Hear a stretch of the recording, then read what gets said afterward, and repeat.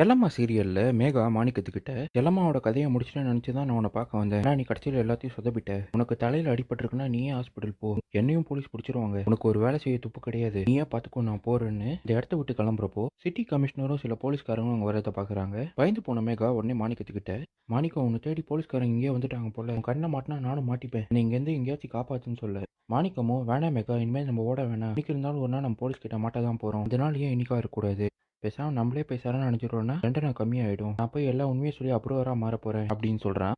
இதை கேட்ட மேகாவோ, என்ன மாணிக்கம் லூசு மாதிரி பேசுற, போய் சொன்னா நானும் மாட்டிப்பேனே, நிலைமையை நினைச்சு பார்த்தியான்னு கேட்க, என்ன நிலைமை மேகா, உனக்கு வேணா என்ன யூஸ் பண்ணிப்ப, என்னை காப்பாத்துன்னு சொன்னா முடியாதுன்னு என்னை தள்ளி விட்டு போறியே, நீ எங்க இருந்து என்ன காப்பாத்த போற? நான் அப்புறம் உன் பேரை தான் சொல்லுவேன். நான் பாட்டு ஒழுங்கா என் வாழ்க்கையை வாழ்ந்துட்டு இருந்தேன். இதான் தேவையில்லாம எனக்கு ஆசை காட்டி செல்லமா அவனுக்கு கிடைப்பான்னு ஏற்றி விட்டு இந்த வேலைலாம் பண்ண வச்சேன். உன் பேர் நான் கண்டிப்பா சொல்லாம விட மாட்டேன்டின்னு மேகாவை வரைஞ்சிட்டு போலீஸ்காரங்கிட்ட உண்மையை சொல்ல போறான். மேகாவுக்கு பயத்துல என்ன பண்றதுன்னு தெரியாம பக்கத்துல இருந்து இரும்பு ராடை எடுத்து மாணிக்கம் தலையில அடிச்சுட்டு, ஏன்டா என்னை பத்தி சொல்லக்கூடாதுன்னு சொன்னா என்ன மாட்டி விடுவேன்னு சொல்றியா? நீ உயிரோட இருந்தா தானே என்னை பத்தி சொல்லுவேன். நீ இங்கேயே கடந்து சாவு, நான் தப்பிச்சு போறேன்னு மாணிக்கத்தை 2 3 தடவை இரும்பு ராடால் தலையில அடிச்சுட்டு போலீஸ் கண்ணில் படாம செவர் மேல இருந்து குச்சி தப்பிச்சு போயிடுறாங்க. வீட்டுல இருந்த செல்லமா அவங்க அம்மா கிட்ட, அம்மா மலர் மாணிக்கத்தை தெரிஞ்சு ரொம்ப பயப்படுறா, அவளை டாக்டர் கிட்ட கொண்டு போய் காட்டலாமான்னு கேட்க, இதெல்லாம் ஒன்றும் வேணா செல்லமா, மலர் கூடவே நீ இரு, உங்ககிட்ட சிரிச்சு பேசினாலே போதும், எல்லாம் சரியாயிடும், அவளை பயப்பட வேணான்னு சொல்லு, வேணும்னா அவளை கூட்டிட்டு வா, நான் சாமி வேண்டிட்டு திருநூல் பூசி விடுறேன், அவளுக்கு ஒன்றும் ஆகுன்னு சொல்லி சமாதானப்படுத்துறாங்க.